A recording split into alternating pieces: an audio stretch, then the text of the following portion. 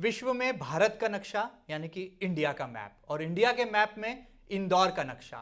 इंदौर यानी कि INDORE, infinite, non stop, dynamic और ऑप्टिमिस्टिक, रियलिस्टिक, एनर्जेटिक शहर। और इस एनर्जेटिक शहर के member of parliament Shankar Lalwani जब पहली बार सांसद बने तो यह माना गया कि एक नए युवा को इस बार मौका मिला है। 8 बार की सांसद सुमित्रा महाजन के बाद रिप्लेसमेंट हुआ शंकर लालवानी का, जो धीरे धीरे आगे बढ़ा और विकास की नई गाथाओं को जोड़ते हुए डेवलपमेंट के नए चैप्टर्स को इंदौर की इसी डेफिनेशन के साथ ऐड ऑन किया। क्या वाकई में शंकर लालवानी ने पॉलिटिकली अपनी लोकप्रियता भी बढ़ाई है, शहर को नई उड़ान भी दी है और विकास के किन पायदान को छूने में कामयाब रहा है यही इंदौर? आइए जानने समझने की कोशिश करते हैं और इस दिलचस्प और रोचक बातचीत के सिलसिले को शुरू करते हैं। माननीय सांसद जी, आपका बहुत बहुत स्वागत है एमपी न्यूज के इस खास सेगमेंट में। जी धन्यवाद। जैसा मैंने कहा कि इंदौर एक ऐसा शहर जो कि इन्फिनाइट है, जो अनंत है, नॉन स्टॉप है। हाँ, इंदौर के सांसद भी नॉन स्टॉप है, कभी स्टॉप ही नहीं होते हैं। 24 घंटे सातों दिन, क्या कोविड आ जाए, क्या डेंगू आ जाए या किसी भी तरह की चुनौती से निपटने के लिए ऑलवेज एक्टिव नजर आते हैं। कैसे कर पाते हैं? देखिए, ये जनता का आशीर्वाद और प्यार है। और माननीय प्रधानमंत्री जी को जब मैं देखता हूँ कि वो 18-18 घंटे 20-20 घंटे काम करते हैं जी। तो एक एनर्जी मिलती है। जब वो देश के लिए काम करते हैं तो मुझे शहर के लिए काम करना चाहिए। और ये समय ऐसा है कि हम परिवर्तन का समय है। देश जिस प्रकार से आगे बढ़ रहा है जी। हमें लगता है हमारा शहर भी उस प्रकार से तेज़ी से आगे बढ़ना चाहिए। और मुझे इस बात की खुशी है कि शहर में बहुत सारे विकास के काम हुए हैं। और इन वर्षों में जिस प्रकार शहर तेज़ी से आगे बढ़ा है, मुझे लगता है कि पूरे देश में नहीं पूरे विश्व में इंदौर की चर्चा है। और हमने प्रयास किया है कि जो जो इंदौर के लिए आवश्यक हो वो सब काम किए जाएं जो इसको आगे ले जाने के लिए ज़रूरी है। लेकिन एक सवाल ये है कि आपने इन 4.5 सालों में इतना काम कर दिया कि लोग कहते हैं कि 8 बार की सांसद ने जो काम करना चाहिए था वो तो 4.5 सालों में हो गया, उसका कोटा पूरा कर दिया। नहीं ऐसा नहीं। आदरणीय ताई जी ने बहुत सारे इंदौर के लिए किए हैं, पर जिस रफ्तार से अभी देश बढ़ रहा है अब ये रफ्तार थोड़ी तेज हुई है। तो हमें जिस रफ्तार से देश आगे बढ़ा उसी रफ्तार से इंदौर और उस ज़्यादा रफ्तार से आगे बढ़े उसको लेके काम किया है। और आगे भी प्रयास करेंगे कि जो बचे हुए काम है उसको करें। इंदौर की संसदीय परिधि को जब हम देखते हैं तो वहाँ पर आप नया रिंग रोड, नया बाईपास भी ला रहे हैं, कई फ्लाईओवर ब्रिजेस आप लेकर के आ रहे हैं, मेट्रो यहाँ पर ट्रायल रन हो चुका है। आने वाले दिनों में IT सेक्टर, फार्मा सेक्टर और कई ऐसे सेक्टर्स हैं जहाँ पर नई उम्मीदें और नए डेवलपमेंट हब तैयार हो रहे हैं। कैसे कर पा रहे हैं और इसका क्या एक्शन प्लान आपने सांसद बनने से पहले ही बना लिया था जो इतनी जल्दी एग्जीक्यूट हो गया? नहीं, सांसद बनने के तुरंत बाद मैंने कुछ अंतर्राष्ट्रीय स्तर के शहरों की और हमारे भारत के कुछ ऐसे शहर जो तेज़ी से बढ़ रहे हैं उसकी स्टडी की। और स्टडी करने से मुझे ये लगा कि 3-4 सेक्टर में अगर हम काम करें तो शहर तेज़ी से बढ़ सकता है। उदाहरण के तौर पर अगर हम काम करें कि इंफ्रास्ट्रक्चर कनेक्टिविटी एक, दूसरा हेल्थ और एजुकेशन 2, और तीसरा अगर हम कहें खास करके एम्प्लॉयमेंट, रोजगार बढ़े, उसमें IT हो, इंडस्ट्री हो, स्टार्टअप हो। अगर ये 3 सेक्टर में अगर हमने काम किया तो शहर तेज़ी से आगे बढ़ेगा। और मुझे बताते खुशी कि इस प्लान में हमने सभी सेक्टर में काम शुरू किया। और इन जो इंफ्रास्ट्रक्चर और कनेक्टिविटी की बात करें उसमें भी 3 क्षेत्र आते हैं जो उसमें हमने काम किया। रोड कनेक्टिविटी, रेल कनेक्टिविटी और एयर कनेक्टिविटी, तीनों में हमने काम किया। और रोड कनेक्टिविटी में तो माननीय मंत्री जी 2 बार यहाँ आए थे। 5,500 करोड़ के काम इंदौर और इंदौर के आसपास चल रहे हैं। अभी रिंग रोड जो हुआ है उसका तो इसमें ऐड नहीं करा, अभी उसका होना बाकी है। ये 5.5 करोड़ के जो काम नेशनल हाईवे को कनेक्ट करने के लिए हुए हैं, अब इंदौर लगभग देश के हर क्षेत्र से जुड़ गया है। मुझे ध्यान है कि अहमदाबाद से काम हुआ था लेकिन मछलिया घाट का काम बाकी था, वो अभी पूरा हो रहा है। यहाँ से हरदा, हरदा से बैतूल, बैतूल से कलकत्ता, नागपुर, नागपुर से कलकत्ता। तो अहमदाबाद से कांडला से लेके कलकत्ता पोर्ट तक ये जो 2000 किलोमीटर का सफ़र है उसमें हम मध्य में आ रहे हैं। दूसरा अगर नॉर्थ से साउथ की बात करें तो हमने एक प्लान बनाया था कि इंदौर को दिल्ली से कैसे जोड़ सकते हैं। उनको 2 जगह से जोड़ रहे हैं। एक हमने इंदौर को भीलवाड़ा, भीलवाड़ा से कोटा और कोटा से जयपुर, जयपुर से दिल्ली, ये कनेक्टेड की है। और उसमें काम भी किया है। और मुझे ध्यान है कि अगर आप शिप्रा नदी क्रॉस करेंगे ब्रिज के बाद, वहाँ एक नया फ्लाईओवर बन रहा है जो कि उज्जैन होता हुआ, भीलवाड़ा होता हुआ कोटा जाएगा और ये कनेक्टिविटी देगा। जी जी बिल्कुल ठीक है। तो ये हुआ नॉर्थ में। अगर हम साउथ की बात करें तो यहाँ से हमने खंडवा रोड का काम भी तेजी से चल रहा है। जी। उसमें बहुत सारी टनल भी हैं और रोड एक्सप्रेस हाईवे बन थोड़ी रहा है। लेट लतीफ़ी भी है लेकिन उसका नहीं देखिए, उसमें कुछ इशू थे, खास करके ब्लास्टिंग का और वन विभाग का, फॉरेस्ट का, तो साइट वो क्लियरेंस नहीं हो पा साइट क्लियर कुछ धार्मिक स्थल बने हुए थे, पर अब लगभग सब क्लियर है। मैं खुद ही कल देख के आया था। जी। ये जो रोड बनेगा ये आगे जाके बरहानपुर के वहाँ एक जंक्शन बन रहा है, और उस जंक्शन पे एक और तो वो सूरत गुजरात की तरफ जाएगा, दूसरी ओर अकोला महाराष्ट्र होते हुए ये हैदराबाद जाएगा। ओके। आज की तारीख में हैदराबाद अगर हम जाते हैं तो लगभग 18 घंटे 17-18 घंटे लगते हैं। जी। ये एक्सप्रेस हाईवे जब बन जाएगा, 770 किलोमीटर का ये एक्सप्रेस हाईवे, 15,000 करोड़ की लागत है। हम 8 घंटे 18 घंटे के 8 घंटे में पहुंचेंगे। तो इंदौर से हैदराबाद जाने में जो अभी कनेक्टिविटी की समस्या आती थी, हम सीधे जुड़ जाएंगे। तो हैदराबाद से लेके इंदौर और इंदौर से लेके दिल्ली, ये भी लगभग 2000 किलोमीटर का सड़क का वो है। तो नॉर्थ से साउथ हो या ईस्ट से वेस्ट हो, 2-2000 किलोमीटर के जो कॉरिडोर बने उसमें हम मध्य में हैं। और मध्य में होने का हमको सबसे बड़ा फायदा ये मिला कि हमारे यहाँ लॉजिस्टिक हब बनने जा रहा है, और बड़ी बड़ी इंडस्ट्रियां यहाँ आके अपना लॉजिस्टिक हब बना रही हैं। केंद्र सरकार ने अभी बेटमा के पास में 11,000 करोड़ का एक लॉजिस्टिक पार्क का शुभारंभ माननीय प्रधानमंत्री जी किया, जो 2 साल में बन के तैयार हो जाएगा। अब इंटरनेशनल कंपनियां यहाँ आ रही हैं और वो अपना सेटअप जमा रही है। यहाँ से देश के किसी भी शहर में 24 घंटे से लेकर 36 घंटे तक सामान पहुँचाया जा सकता है, और ये फैसिलिटी मुझे लगता है देश के अन्य शहरों में नहीं है, उसका एडवांटेज हमें मिला है। तो इंदौर की ग्रोथ इसको लेके बहुत तेजी से आगे बढ़ेगी। अगर अब रेलवे की बात करें, पहले रेलवे हमारा एक वेस्टर्न रेलवे के आखिरी स्टेशन था हमारा, लेकिन आने वाले 2 साल में ये सेंट्रल इंडिया का सबसे बड़ा रेलवे स्टेशन होने जा रहा है। इंदौर जंक्शन हो जाएगा। और मैं बता दूं, यहाँ एक साथ 6 काम शुरू हो रहे हैं अलग अलग लाइन के। इंदौर देवास उज्जैन सिंगल लाइन थी। हमें याद है जब देवास उज्जैन से इंदौर आते थे तो गाड़ियाँ रात को रास्ते में रुकी रहती थी। अब डबलिंग भी हो गया और इलेक्ट्रिफिकेशन भी हो गया। इंदौर से चंद्रावतीगंज रतलाम एक शॉर्ट रूट हो गया, इसका भी काम पूरा हो गया। अब इसकी डबलिंग का काम चल रहा है। तीसरा इंदौर से बुधनी और बुधनी से जबलपुर, उसका काम भी तेजी से चल रहा है। चौथा अगर हम बात करें इंदौर खंडवा गेज कन्वर्शन की और इलेक्ट्रिफिकेशन, उसका काम भी बहुत तेजी से चल रहा है। पांचवा अगर बात करें इंदौर से लेकर दाहोद, उसका काम आने वाले 2 साल में पूरा हो जाएगा। और सबसे महत्वपूर्ण जो छठा काम है वो है इंदौर मनमाड़ का सर्वे पूरा हो गया है, और रेल मंत्री जी ने हमें आश्वासन दिया है कि आने वाले दिनों में हम उसका पूरा परीक्षण कर रहे हैं और जल्द ही इंदौर मनमाड़ का काम भी शुरू करेंगे, उन्होंने कहा है। तो ये 6 प्रोजेक्ट जो चल रहे हैं अलग अलग दिशाओं में, उसको लेकर हम बात करें तो इंदौर एक रेलवे का हब बनने वाला है। और मुझे लगता है कि आने वाले समय में इंदौर में 100 से ज़्यादा ट्रेन इंदौर से गुजरने वाली है नॉर्थ टू साउथ, क्योंकि इसमें 200 किलोमीटर का रास्ता कम हो जाएगा। और इसके साथ साथ माल गाड़ियाँ भी यहाँ से बहुत सारी चलने वाली है, तो इस इकोनॉमिक बूस्ट मिलेगा। इंदौर रेलवे स्टेशन आने वाले समय में 1000 करोड़ का जो बनने जा रहा है वो इसीलिए कि ये इतना बड़ा रेलवे स्टेशन है, 2 बार इसकी डिजाइन चेंज हुई, वो इसलिए हुआ कि आने वाले समय में जिस प्रकार का यहाँ इंफ्रास्ट्रक्चर चाहिए उसको ध्यान में रखते हुए बना रहे। तो रेलवे की बात हुई। एयरलाइंस की अगर बात तीसरी कनेक्टिविटी, हमारे अंतर्राष्ट्रीय फ्लाइट अभी 3 साल पहले ही शुरू हुई, अब हम और अंतर्राष्ट्रीय फ्लाइट शुरू कर रहे हैं। हमारी डोमेस्टिक फ्लाइट है, आज इंदौर से लगभग हर शहर को फ्लाइट कनेक्टिविटी है। तो उसका फायदा ये होगा, माननीय प्रधानमंत्री बोलते हैं हवाई चप्पल पहनने वाला व्यक्ति भी हवाई जहाज में घूमे।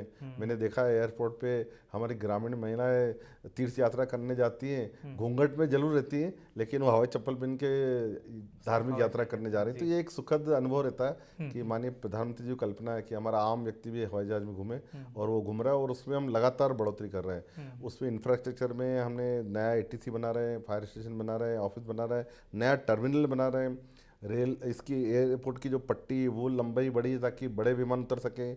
यहाँ नाइट पार्किंग जो होना चाहिए, क्योंकि एक हमने ये देखा कि जिस शहर में हवाई जहाज़ों की नाइट पार्किंग ज़्यादा रहती है वो वहाँ नाइट पार्किंग करने के लिए आते हैं और फिर वहाँ दूसरे शहरों में उड़ान भरते समय अभी जो सिचुएशन हो गया हमारे बड़े एयरपोर्ट पे, चाहे बम्बई हो दिल्ली हो, उसमें नाइट पार्किंग जो है अभी 100 एयरक्राफ्ट नए आ रहे हैं। तो ये पार्किंग कहाँ होगी, ये कहाँ रखे जाएंगे, इनका मेंटेनेंस कैसे होगा। तो जो नेक्स्ट स्टेप आ रही है मैंने देखा देश में, वो ये आ रहा है कि जिस एयरपोर्ट पे नाइट पार्किंग होगी उसके मेंटेनेंस की प्रोविजन दिया जाएगा, तो वहाँ अब फ्लाइटें और ज़्यादा आएगी। हम इंदौर में अभी तक 20 के आसपास नाइट पार्किंग की हमने फैसिलिटी पार्किंग की दी है। छोटे छोटे प्राइवेट प्लेन भी आ रहा है, आने वाले समय में हम उसको और बढ़ा रहे हैं। तो एक एयर कनेक्टिविटी के बारे में भी इंदौर एक बड़ा हब हो जाएगा। हमने अंतर्राष्ट्रीय कार्गो भी बना के रखा है ताकि यहाँ से विदेशों में सामान भेजा सकते। तो ये जो इंफ्रास्ट्रक्चर का इकोसिस्टम डेवलप हुआ है, इसके कारण इंदौर अब तेजी से आगे बढ़ रहा है। और राष्ट्रीय नहीं अंतर्राष्ट्रीय कंपनियां अब इंदौर आ रही है, उसकी गोडाउन इंदौर बन रहा है, बैक ऑफिस इंदौर बन रहा है। तो इंदौर के लिए सौभाग्य की बात है। इंडस्ट्रियों में हम देखें इंडस्ट्री तेज़ी से बढ़ रही है, बहुत सारे नए क्लस्टर बन रहे हैं।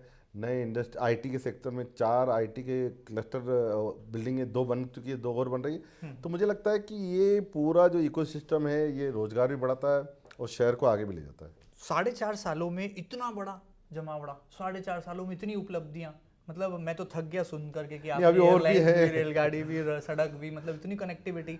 तो मैं वही जानना चाह रहा हूँ कि क्या सांसद बनने के पहले ही ये खाका खींच लिया था आपने कि जब मैं इंदौर विकास प्राधिकरण का अध्यक्ष हूँ मुझे भविष्य में सांसद बनना है और ये भूमिकाओं का निर्वहन करना है, देखिए, जब और इंदौर सारे का प्रोजेक्ट्स को ग्रीन सिग्नल मिलते गए एक के बाद देखिए एक के जब बाद इंदौर एक। विकास प्राधिकरण का अध्यक्ष था तो इंदौर का कैसे विकास हो उसमें था। अब इंदौर कैसे आगे बढ़े उसको लेके प्लानिंग चल रही है। तो देश में इंदौर आगे बढ़ रहा है, और इंदौर आगे बढ़ने के लिए क्या क्या चाहिए मैंने पहले बताया कि पहले हमने बेसिक स्टडी करी, रोड को बनाया, रेल को कर दिया, और अब एयरलाइंस पर फोकस आज इंदौर में जी 20 से ज़्यादा फ्लाईओवर बन रहे हैं। उसमें 15 फ्लाईओवर सेंट्रल गवर्नमेंट के बन रहे हैं। इसीलिए आपको फ्लाईओवर मैन भी कह दिया केंद्रीय मंत्री नितिन गडकरी जी। देश के इतिहास में आज़ादी के बाद इतने फ्लाईओवर नहीं बने जो इस बार बन रहे हैं। तो फ्लाईओवर मैन को ही क्रेडिट जाता है ना?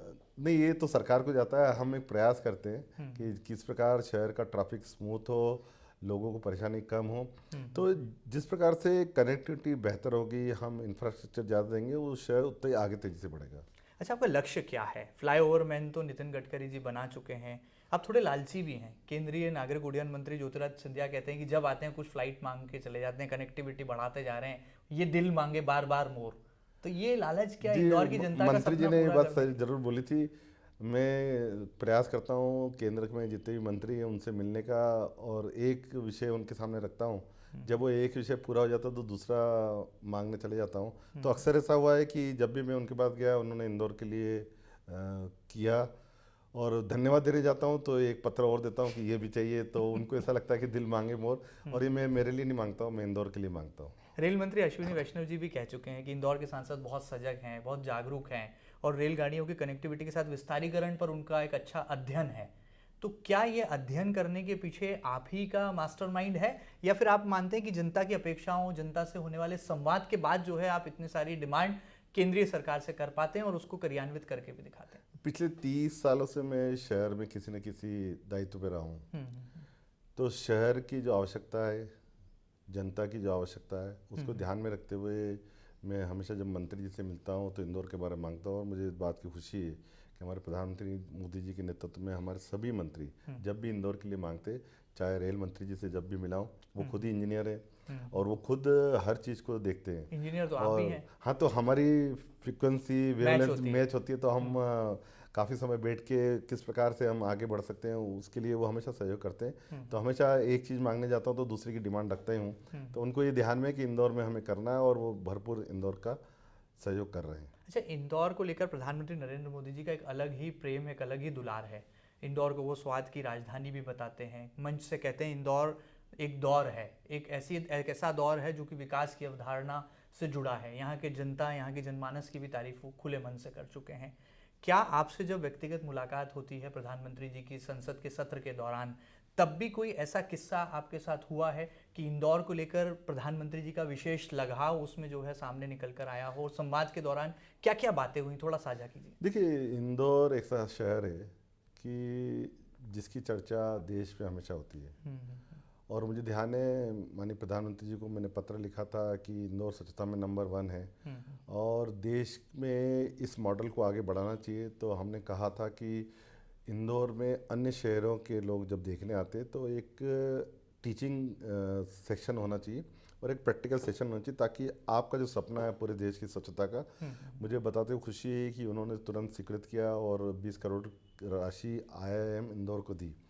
और आज भी जब बाहर से लोग आते हैं तो थ्योरेटिकल नॉलेज वहाँ लेते हैं, प्रैक्टिकल नगर निगम में लेते हैं। तो इंदौर एक ऐसा मॉडल है, हमने CNG के उद्घाटन में देखा, माननीय प्रधानमंत्री ने स्वयं उसका शुभारंभ किया CNG का। और स्वच्छता में हो, स्मार्ट सिटी में हो, जब इंदौर इतने काम करता है तो प्रधानमंत्री जी के दिल में रहता है कि इंदौर इतने अच्छे काम करने वाला शहर है, इंदौर के लोग इतने अच्छे हैं। तो जब भी उनसे मिलता हो तो इंदौर की वो तारीफ करते हैं। उन्होंने कहा है इंदौर एक दौर है जो समय से आगे चलता है, लेकिन उन्होंने एक बात और जोड़ी, अपनी विरासत को साथ में लेकर चलता है। ये बहुत बड़ा कॉम्प्लीमेंट हमारे इंदौर के लिए है। आपको गर्व हुआ जब ये बिल्कुल गर्व हुआ, बिल्कुल गर्व हुआ। अच्छा, क्या कहना चाहेंगे, जब सांसद बने थे तो प्राथमिकताएं तय होती हैं, वादे इरादे, एक लंबी फहरिस्त होती है और जनता के सपने और उम्मीदों पर भी हमको खरा उतरना होता है। इन 4.5 सालों में किस हद तक आपको लगा, सुकून की नींद आई कि अब आपको लगा कि जनता का ये मैंने काम कर दिया है, अब तो पूरे नंबर रिपोर्ट कार्ड में मिलने ही वाले हैं? देखो, सुकून की नींद तो नहीं आई जी। आज भी जितना किया है और करने की ललक रहती है। और पिछले 4.5 सालों में मेरा एक लक्ष्य रहा है कि इंदौर तेज़ी से आगे बढ़े और उसके लिए जो जो जरूरी है वो हम करें और कर भी रहे हैं। दूसरा, रोज़गार बढ़े, हमारी जो नई पीढ़ी है उसको रोज़गार मिलना चाहिए। मुझे बताते हुए खुशी है, 2 पैरामीटर पे हम इंदौर को नाप सकते हैं। पहला, पर कैपिटा इनकम में हम इंदौर बहुत आगे हैं। यानी मुझे ध्यान है जब मैं सांसद नहीं था तब इंदौर की जो पर कैपिटा इनकम थी वो 1 लाख के आसपास थी। आज हम 2 लाख पार कर चुके हैं इन सालों में। तो ये केंद्र के और प्रदेश की जो सरकार है उनका सहयोग से इंदौर आगे बढ़ा है। और दूसरी, हम ग्रोथ रेट की बात करें तो पूरे देश में किसी भी शहर की आप अच्छे से अच्छे शहर की ग्रोथ रेट देखें वो 12% से ज़्यादा नहीं है।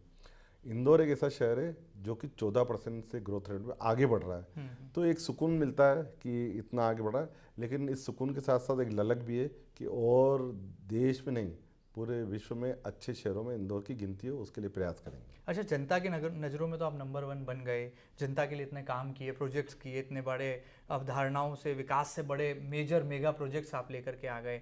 जनता की निगाहों में तो नंबर 1 है, लेकिन परिवार में भी नंबर 1 है क्या? क्योंकि समय तो आप दे ही नहीं पाते हैं, 24 घंटे हम देखते हैं सक्रिय हैं कार्यक्रमों में, हर छोटे बड़े आयोजन में, दौरों में, प्रवास में, पूरा वक्त यहीं गुजर जाता है। तो व्यक्तिगत और निजी जीवन तो बिल्कुल शून्य सा ही नजर आता है। देखिए, अब परिवार बड़ा हो गया है, ये इंदौर पूरा परिवार है और मुझे इंदौर पूरे परिवार का इतना प्यार और आशीर्वाद मिला है, तो उसी में मैं आगे बढ़ता हूँ। अच्छा, राजनीतिक सवाल, जब आपको टिकट मिला और ऐलान हुआ कि शंकर लालवानी होंगे भारतीय जनता पार्टी के लोकसभा प्रत्याशी, तो मन में क्या बात थी जो सबसे पहले आई? क्योंकि एक बड़ी जिम्मेदारी आपके कंधों पर आने वाली थी। कांग्रेस को चूंकि आप पहले ही दिन से कोई चुनौती मानकर नहीं चल रहे थे, लेकिन चुनाव चुनौती की तरह ही लिया जाता है। और अब जब 4.5 साल सांसदी के पूरे हो चुके हैं, किस तरह से अपने अब तक के कार्यकाल को, अपनी कार्यप्रणाली को आप आकलन कर रहे हैं और कैसे इसको देख रहे हैं अब तक के खट्टे मीठे अनुभवों को? जब टिकट मिली थी तब एक मन में एक इस प्रकार की बात थी, क्योंकि कभी इतनी बड़े चुनाव में मैं कभी गया नहीं था। पार्षद से सीधे सांसद के रूप में चुनाव लड़ा, तो एक जरूर एक मन में था कि इतना बड़ा चुनाव है और सामने जो प्रत्याशी था वो लगातार चुनाव लड़ रहा था, उनको अपना अनुभव था। लेकिन हमारे भारतीय जनता पार्टी के कार्यकर्ताओं की मेहनत, हमारे पार्टी के नेताओं का आशीर्वाद और सबसे ज़्यादा इंदौर की जनता जिस प्रकार प्यार दिया, आशीर्वाद दिया, 6.5 लाख के बम्पर माननीय प्रधानमंत्री मोदी जी को उन्होंने जिस प्रकार से आशीर्वाद दिया है, वास्तव में ये एक बहुत बड़ी शक्ति मिली है, काम करने की ऊर्जा वहीं से मिली है कि इतना बड़ा आशीर्वाद उन्होंने मोदी जी को दिया और मोदी जी के प्रतिनिधि के रूप में मैं यहाँ काम कर रहा हूँ। तो ये आशीर्वाद जनता का ही रहा और कार्यकर्ताओं की मेहनत के कारण आज यहाँ पहुँचे। उसके बाद ये मन में ललक थी कि इतना बड़ा आशीर्वाद इंदौर ने दिया है, तो निश्चित तौर पे इंदौर में भी हमें बड़े काम करने हैं और उसी को लेकर हमने प्लान किया और प्लानिंग में स्टेप बाय स्टेप आगे बढ़ रहे हैं। आज इंदौर तेज़ी से बढ़ता हुआ शहर है। मुझे लगता है आने वाले दिनों में, आने वाले वर्षों में आप देखेंगे इंदौर दुनिया के प्रमुख शहरों में से एक होगा। आपने कहा स्टेप बाय स्टेप राजनीति में आगे बढ़े, पार्षद तो बन गए, विधायकी बीच में छूट गई, सांसदी मिल गई, तो ये विधायकी का सपना क्या टूट गया 2023 में जो पूरा होने वाला था? देखिए, मैं एक पार्टी का कार्यकर्ता हूँ। पार्टी जो जिम्मेदारी देती है, काम देती है, वो मैं करता हूँ। पार्टी ने ये जिम्मेदारी दी, ये काम दिया, तो मैं कर रहा हूँ। अब पार्टी जो काम देगी वो करेंगे। तो ये रिक्त स्थान की पूर्ति होगी, फिल इन द ब्लैंक्स होगा, कॉर्पोरेटर, डैश फिर मेंबर ऑफ पार्लियामेंट, तो मेंबर ऑफ लेजिस्लेटिव असेंबली क्या भविष्य में होंगे शंकर लालवानी? ये पार्टी तय करेगी, हमारे यहाँ पार्टी तय करती पर पॉलिटिकली फिट मानते हैं खुद को आप इस पद के लिए? है। ये भी पार्टी तय करती है। पार्टी अगर बोलेगी जिस काम के लिए उस काम के लिए और जनता का आशीर्वाद रहा तो आगे बढ़ेंगे। मिशन 2024 बहुत नज़दीक है, क्या फिर मैदान में होंगे शंकर लालवानी? और होंगे तो अब की बार सांसद नहीं केंद्रीय मंत्री बनने के लिए चुनाव लड़ेंगे? भारतीय जनता पार्टी यहाँ चुनाव लड़ेगी और भारतीय जनता पार्टी बहुत अच्छी तरह से विजय होगी। माननीय प्रधानमंत्री जी को इंदौर का बहुत साथ मिलेगा, भरपूर आशीर्वाद मिलेगा। अच्छा, शंकर लालवानी जी बड़े भोले हैं, राजनीति में भोले लोगों की जगह नहीं बन पाती है, शायद यही वजह है कि इसलिए आप रणनीति कुछ और बनाते हैं और परिणाम कुछ और आ जाते हैं। लगातार आपका नाम कई विधानसभा क्षेत्रों से चला, यहाँ से लड़ाया जा सकता है, वहाँ से लड़ाया जा सकता है। जब बड़े नेताओं को, सांसदों को पार्टी ने चुनाव मैदान में उतार दिया तो इंदौर के सांसद जरूर 4 नहीं तो 5 से तो लड़ ही लेंगे, और वहाँ भी जगह नहीं मिली तो एक तो था ही, एक भी चला गया तो 3 तो था ही। तो ये विकल्प पर जब बार बार बातें होती हैं, हवाएं चलती हैं सियासी चुनावी दौर में, तो मन में कभी कोई ऐसी महत्वाकांक्षा जागृत होती है क्या? नहीं, कोई महत्वाकांक्षा नहीं, क्योंकि ये निर्णय पार्टी का रहता है। वो पार्टी का जो भी आदेश रहेगा वो सिरदार है। जब भी जिस काम के लिए पार्टी बोलेगी मैं वो काम करूँगा। अच्छा, ये बताइए कि 2019 से एक नया अध्याय इंदौर की राजनीति में शुरू हुआ। ताई और भाई के ज़माने को लोग पीछे मानते हैं, अब साईं का ज़माना आ गया है। इस बात में कितना आप इसको प्रासंगिक देखते हैं? कोई ताई और भाई का जमाना पीछे नहीं है, वो हमारे नेता हैं। उनके नेतृत्व में हमने काम करना सीखा है और उनके नेतृत्व में हम आगे काम करेंगे। तो आपका दौर तो आ गया ना, साईं का दौर कोई तो आ ही दौर गया। नहीं, दौर भारतीय जनता पार्टी का है। इंदौर तो आपके हाथों में है। भारतीय जनता पार्टी के पूरी संगठन के साथ हमारे मोदी जी का है। अच्छा, सदन का बताइए, सदन में किस तरह से आप इंदौर का झंडा बुलंद कर रहे हैं? जब संसद सत्र होता है, आपको सवाल देखिए, पूछने की बारी मिलती है। मैं पूछता हूँ, मैं हमेशा, ऐसा नहीं कि हम भले ही सत्ता पक्ष के हैं, लेकिन कोई विषय रहता है किसी बात को लेकर, और मैंने सदन में कई बार इंदौर के विषय उठाए और सदन के बाहर भी मंत्री जी से मिलकर इंदौर के बारे में जो जो आवश्यक हो वो करने में कभी हिचकता नहीं हो। तो तब कभी इसलिए मंत्री जी मुझे कहते हैं कि आप बार बार परेशान करते हो। अभी हाल ही में पीयूष गोयल जी इंदौर आए थे, बोले आपके सांसद बार बार परेशान करते हैं। वो परेशान मैं मेरे लिए नहीं करता हूँ, शहर के लिए करता हूँ। शहर की जो आवश्यकता है उसको ध्यान में रखते हुए तो कभी भी मैं इंदौर के लिए मांगने में, जाने में, उनकी अपनी बात रखने में पीछे नहीं हटता हूँ। इंदौर के लिए खूब मांगते हैं, लेकिन अपने कार्यकर्ताओं के लिए नहीं मांगते, कंजूस हो जाते हैं शंकर लालवानी जी। जब कार्यकर्ताओं को उनका हक दिलाने की बारी आती है तो साइंस से जुड़े लोग निराश हो जाते हैं। ये हम नहीं कह रहे। देखिए, शहर इतना बड़ा है, मेरी प्राथमिकता रहती है कि शहर आगे बढ़े। शहर आगे बढ़ेगा तो सब आगे बढ़ेंगे। तो आपके कार्यकर्ता जो लगातार आपके साथ कदम ताल करते हैं, आपके नेतृत्व में काम करते हैं, राजनीति का झंडा बुलंद करते हैं, नगर निगम चुनाव की बारी आती है तो उम्मीदें होती हैं कि सांसद जी का तो कोटा है और कोटे से टिकट का भी पक्का जो है टोटा नहीं हो सकता, तो कैसे देखते? देखिए, इसमें कोई कोटा वोटा नहीं है। संगठन, हम सामूहिक निर्णय लेते हैं, संगठन सामूहिक निर्णय लेता है और उसमें जो विजयी उम्मीदवार रहता है उसको संगठन तय करता है और उसमें हमारी सहमति रहती है। आपके पुराने मित्र पूर्व कैबिनेट मंत्री सज्जन सिंह वर्मा, उनसे कैसे रिश्ते हैं? क्या दोस्ती कायम है या फिर सियासी ये जो दोस्ताना है अब खत्म हो गया है? देखो, राजनीति में हम विचारधाराओं से विरोधी हैं, बाकी व्यक्तिगत तौर पे अगर वो मिलते हैं तो एक दूसरे का सम्मान करते हैं।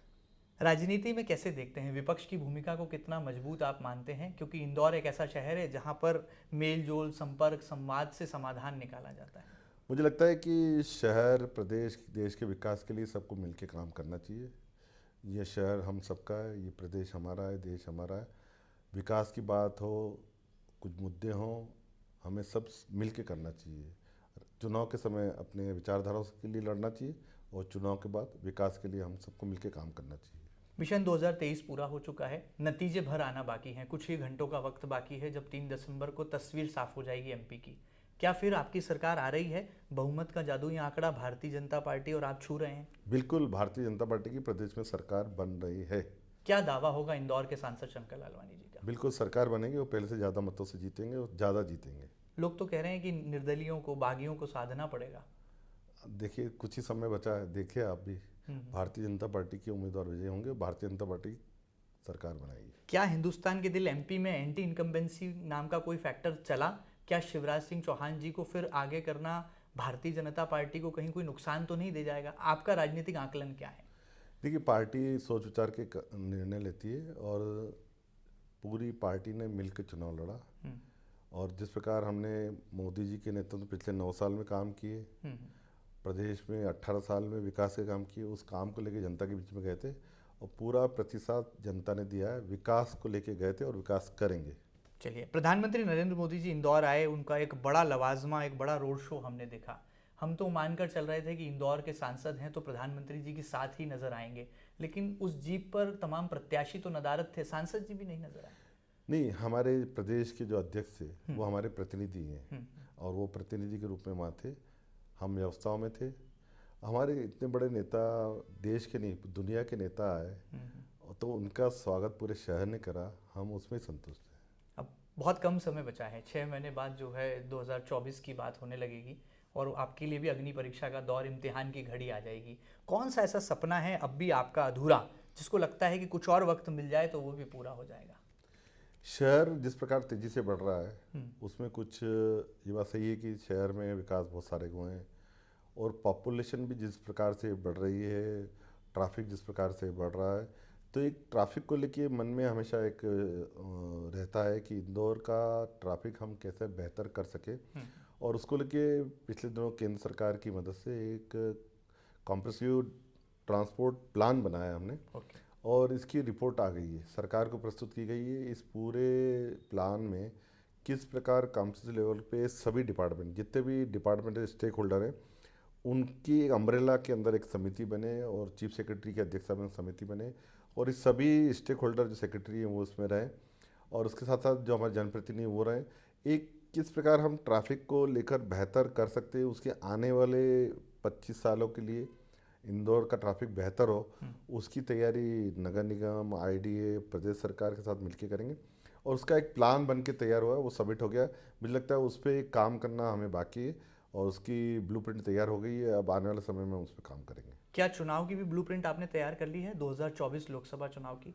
देखिए, वो तो पार्टी तैयार करती है और पार्टी जो तैयार करेगी उस कार्यकर्ता की भूमिका में मैं भी रहूँगा। कुछ खट्टे मीठे अनुभव आपको इस सांसदीय कार्यकाल में भी आए होंगे।